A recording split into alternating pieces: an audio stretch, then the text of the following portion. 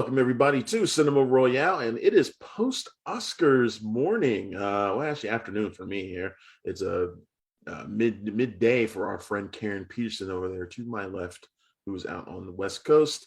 And man, Karen, did anything happen last night at the Oscars? I mean, it was pretty wild, man. Not just the three hosts and surprising award wins. There were a couple, but obviously the whole thing that broke out with Will Smith and Chris Rock was insane. And I was hosting our Oscars night party at the Arlington Cinema Draft House as usual, and I want to thank everybody who showed up for that. We had a packed house, surprisingly. After 2 years away, I was really happy about that. But man, what a mood killer that was. But we don't want to dwell the whole time on that. I just kind of want to get your general opinions on how the show went last night. I didn't get to, I was backstage, so I was in the press room, so I didn't get to watch. Which is cool in and of itself. It was very cool, and I was so excited, and I'm thrilled to talk a little bit more about that. But, so I didn't get to watch a lot of the actual show as it was happening. I'm actually looking forward to going tonight on Hulu and actually watching the Oscars. But overall, my feeling on it, and just seeing the excitement of the winners as they were coming in, getting to see the parts that I did see. I think obviously there's always some room for improvement on these award shows, but it just was such a fun, jubilant night. Yeah. Minus a few, key moments. Right. I was before the show even started, they were announcing the winners of the awards that they weren't going to broadcast in full during the show. That really had our audience upset, not getting to see those like full presentations. They gave you a little bit, but not the full presentation. And Dune was cleaning up in those early technical awards. I think they won like 5 or 6 before the whole show even started. Yeah, 5. Yeah, 5. And they were just cleaning up. Not so much once the whole thing got going, but that was still a really good night for Dune. What'd you think? Yeah, overall they ended up with 6 because during the actual broadcast they also picked up cinematography. So it was almost a clean sweep of the technical categories. They didn't get makeup or costume design, but by the time we got to last night, it was kind of expected that would happen. And I think, just listening to folks leading up to the ceremony, listening to what people were saying, as it was happening, I think there's just so much love for Dune and so much excitement for part 2. And just a lot. I mean, you have so much incredible talent that won those awards. Greg Fraser, not only is his work in Dune really great, but he's also promoting the Batman right now, which definitely had to have pushed him over the edge. And I would have loved to have seen Ari Wegner get that award. That's who I thought was going to win, for sure. It broke my heart. And I really think she was close. I think she was probably even closer than people realize. But I think when you combine what Greg's working on right now, which is just more visible than what Ari's been doing, I think that's ultimately what helped nudge him past the finish line. But yeah, I think Dune performed as well as expected. I don't think it overperformed. I don't think it underperformed. I do think that probably there's something to be said for the fact that Villeneuve was not nominated, and that might have even helped a little bit with the tech categories. People going, well, hey, why was he snubbed for this? This is amazing. And, I can see I don't know if that's true, but that's just kind of one of my theories. I can see that. And, you talked about Ari Wegner not winning. And like I said, most of us thought for sure she was going to win. I thought for sure that she was going to take it. It ended up being part of a disappointing night for The Power of the Dog. Jane Campion won Best Director as expected. Although I'll be honest, when that award came around, I was like, I'm not so sure anymore, just because they'd been 0 for 11 at that point. And I was like, I don't know if she's actually going to take it or not. I mean, maybe the Academy didn't like this movie as much as I felt they did. What are your thoughts on The Power of the Dog and how it did last night? First of all, The Power of the Dog was my favorite film of 2021. So when it got 12 nominations, I was very excited, obviously. And that's not only was it the most nominations for this year, it's the most nominations by a female directed film ever. Wow. And going into this, I thought, wow, or Power of the Dog is gonna do some damage. And then in the recent weeks, just seeing the way that the race has gone, I actually in my predictions, I thought it would end up only picking up director, which seemed weird. I was really hoping it would win somewhere else, but I Yeah. just kind of had a feeling that was the way that it was going. And when you look at where it lost and who it lost to, I mean, it had 2 of its 12 were in supporting actor. Troy Kotzer, once SAG happened, he was done. That was not Yeah. that was a trajectory that was unstoppable. Yeah. And same with Ariana Debose in supporting actor, same with Will Smith in supporting actor. That's 4 of Power of the Dog's nominations right there. Yeah. And then when you look at some of the text, I mean, Dune was kind of unbeatable. I think it's just when you really look at each category and break it down, it makes sense why the Right. Power of the Dog missed where it did. Yeah, I can see that too. It's just in the night when you're watching it, you're like, oof, another loss for that one. Oh, that sucks. But you're right though. It was going up against some really tough competition, and it's hard. As much as we like that film, it's hard for that movie to kind of stand up to a juggernaut like Dune, which was so great in so many different areas. And it's tempting to say, oh well, they didn't give it these awards, so the Academy didn't like it. But that's kind of a ridiculous argument considering they gave it 12 nominations. So Right, they liked it enough to consider it one of the best films of the year. Absolutely. I think the Academy likes all these films. Obviously, they do. Or they wouldn't be there. But Exactly. but it's easy to get into that binary. Yeah. It's easy to get into that binary thought. It's like, well, they didn't vote for it, so they didn't like it. So that's obviously silly. You talked about Troy Kotsur, so let's talk about Coda. I had predicted that it was going to win Best Picture. It was funny, we did TV spots all yesterday afternoon before the show, and I was the only one who was saying that it was going to win. And I just had that feeling. It's just one of those things where you're in your gut, you're kind of like, too many people love this movie and they've loved it all year. I just had this feeling it's going to win. And I think it was when it won adapted screenplay that I said it's going to win. I said for sure. That was the moment for me. I said for sure it's going to win. What are your thoughts on Coda, Troy Kotzer's acceptance speech, everything? What are your thoughts on that film and how it did last night? So I actually think it could have won Best Picture even without the adapted screenplay win. That definitely sealed the deal. Once that happened, it was like, yeah, this is over.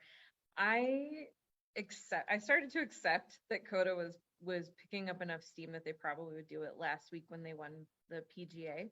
Yeah. That I had told myself I was sticking with Power of the Dog unless Coda won there.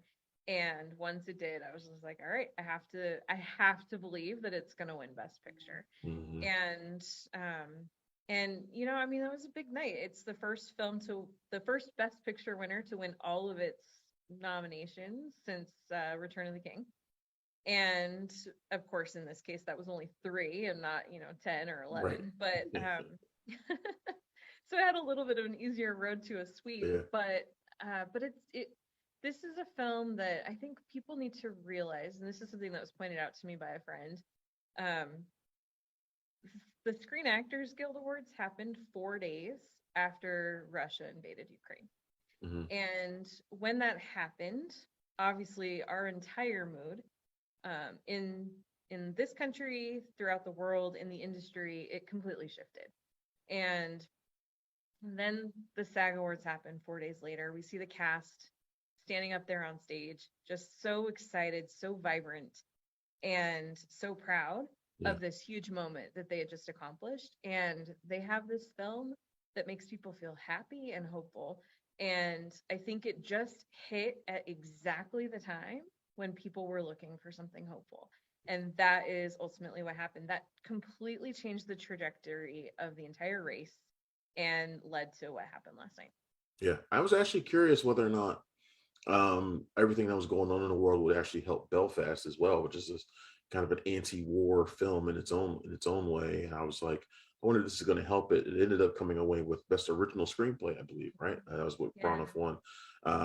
As much as I really like that film and love that film and feel for everything that he put into it, I'm super happy that it managed to come away with that one win. I mean, we joked on stage that Kenneth Branagh has been doing the thing. Like, he's been going out there talking about this movie like nobody's business. I've heard him give that same speech 3 or 4 times. So I mean, I know he's been out there. So I was happy to see him get that. He's been due. He's been due for this, right? Yeah, I mean, he has been nominated 8 times in 7 different categories. The only person ever nominated in 7 different Academy categories. And he finally wins, and it's for something that is so deeply personal and meaningful to him. And honestly, if this film was only going to win one award, it makes sense that it was an original screenplay, which is such a lovely screenplay. Yeah. Such a beautiful film. And, backstage in the press room, he came in and someone had asked him how he felt that this movie resonates now, especially with what we're seeing in Ukraine. And he kept his focus on Ireland and Northern Ireland specifically, and how much things have changed there. And he basically was saying, look to what they have been able to do over the last 25 years and the way that they finally have been able to work their way out of this. And hopefully we around the world can look to their example and not take 25 years to sort out these problems. It was actually a really moving moment. I'm probably not doing justice to it at all. I'm very tired. So we had Ariana Debose win for West Side Story. That one was, I think, as much of a lock as anything during the night. Good to see her win that. Become the first outward queer person to win that award. So that's fantastic. Best actress was Jessica Chastain. I figured she was going to win that for Eyes of Tammy Faye, but that movie was so lukewarm with people that I wasn't quite sure. I was one of those categories where I couldn't be firm on my choice. Yeah, even down to the final couple of days, I was talking to a few friends who are in the awards game, and a lot of them had switched over to Penelope Cruz. And they really believed she could do it.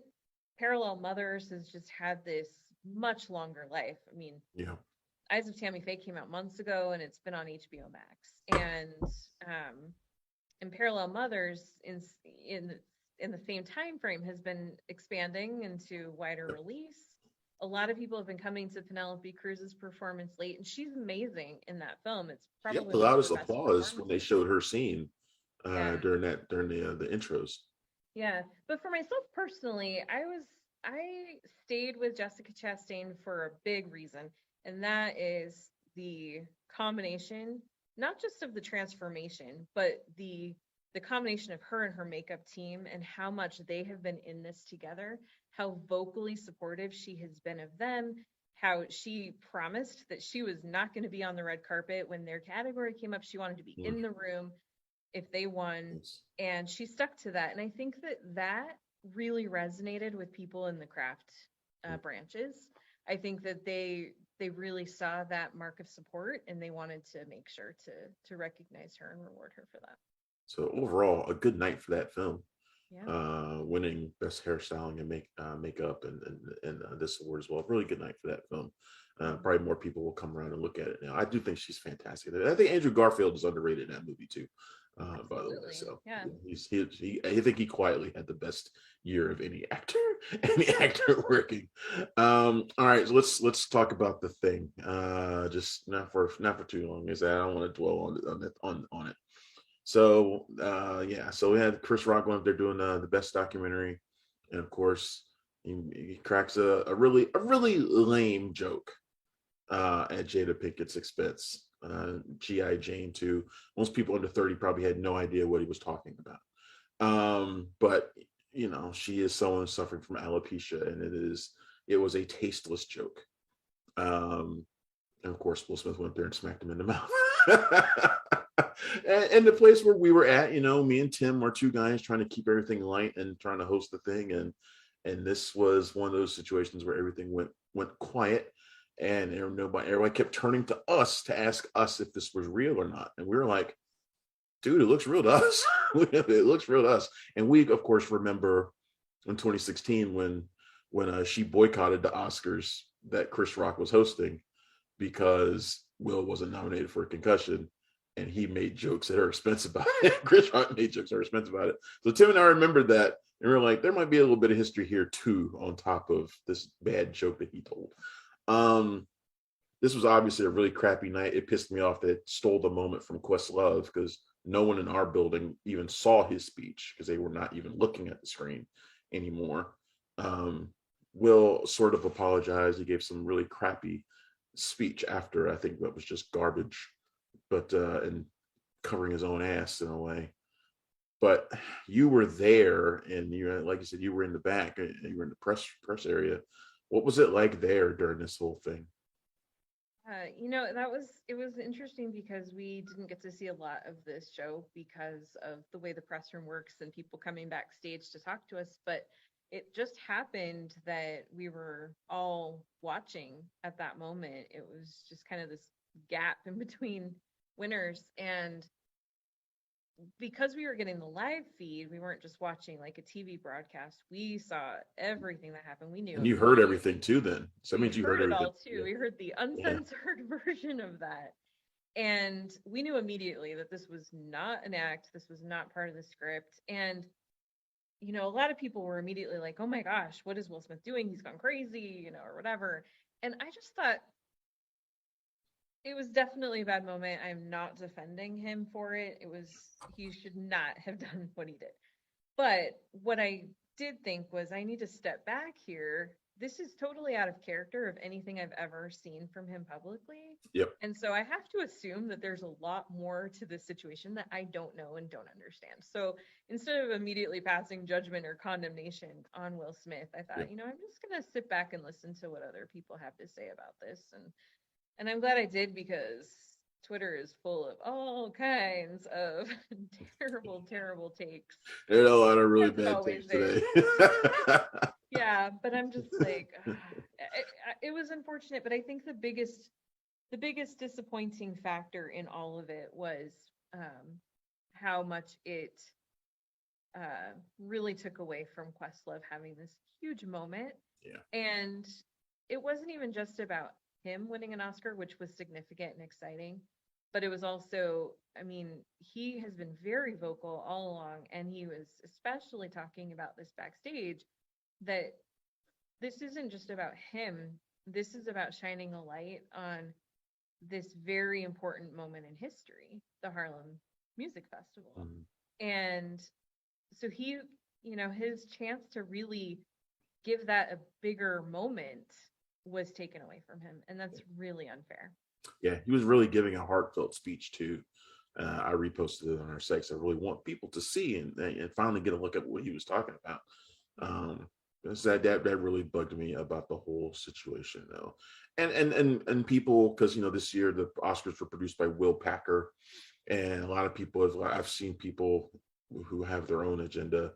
Oh, he's letting the asylums run the place, and because you had two Black people get up in a fight on national TV, and it's stuff like that. Those kinds of takes that are coming out about it too are just like the kind of thing that I didn't want to see happen on this Oscars. That's really an important Oscars, and they're trying to rebound from last year, and people are trying to come back and have confidence in them going back to the movies again. And I really wanted this to be a really flawless show. I knew it was never going to be perfect. There's no such thing as a perfect show, but didn't need this. It really didn't need this distraction. No, and it was really, obviously it was unfortunate for a lot of reasons, but it completely changed the mood. I don't know what it was like after that watching. It went off the rails from there for me. Even when they went to the in memoriam, it felt weird, and I was just like, what is going on with this show all of a sudden? It just, even just backstage, even though we didn't see a lot of the rest of the actual broadcast, mm-hmm. There was the atmosphere completely changed after that, and there was no getting it back. There was no coming back from that, which was so unfortunate, because then you have these amazing wins. Jane Campion becomes the third woman to win Best Director and the second woman in a row. And then Coda wins Best Picture, becomes the third Best Picture winner directed by a woman. Mm-hmm. And so you have these amazing moments that just were completely overshadowed by this really unfortunate incident. Yeah. First streaming service to win Best Picture as well. I know people at Netflix are probably really not happy. I'm sure they're in their war room right now wondering what happened. Because we know how Netflix is about winning these awards. I know they're not happy right now, but hey, they should have bid higher. They could have got it. They could have bought it. They could have bought it too. Yeah, I actually just this morning published an article about this, and the reality is, and I think not enough people are acknowledging this, but Coda couldn't have won Best Picture without Netflix in a weird way, because what Netflix has done and the fight they've been waging to get streaming services and streaming films recognized and accepted as a legitimate form of distribution is what led to this. And absolutely. And I think that people need to recognize that. Yeah, it's really unfortunate that Netflix didn't get to be the first streamer, considering that they have laid all the groundwork, considering how much time and effort their team has put in, and money too, let's be honest. Oh yeah. But they just have done so much of the hard work of getting to this moment. And of course that's being overshadowed, understandably, by the fact that Apple managed to swoop in there. But as I said in my piece, Netflix opened the door and Apple walked through. Yep, absolutely. And I think that's a good way to end this episode. Plus, I've got two cats fighting over here to my left, and they're starting to hiss at each other, and they're probably going to start fighting. All right. Karen, this has been fantastic as always. Just like before, there's no one else I want to talk to you about this than you. Karen Peterson, We Live Entertainment. Go read her stuff. She's amazing. She's my favorite awards writer for sure. Karen, it's good seeing you again. Let's do this again soon. Let's do it. All right. Thanks a lot. All right. Thanks, everybody. This has been Cinema Royale. I'm Travis Hobson. You can find me every day at punchdrunkcritics.com. You can find me on Twitter at punchycritic, and you can find us at PDC Movies. Thanks again. I will see you soon. Bye. Thanks for checking out the show. If you like what we're laying down, please subscribe to our channel and click the bell to receive notifications for all of our latest stuff.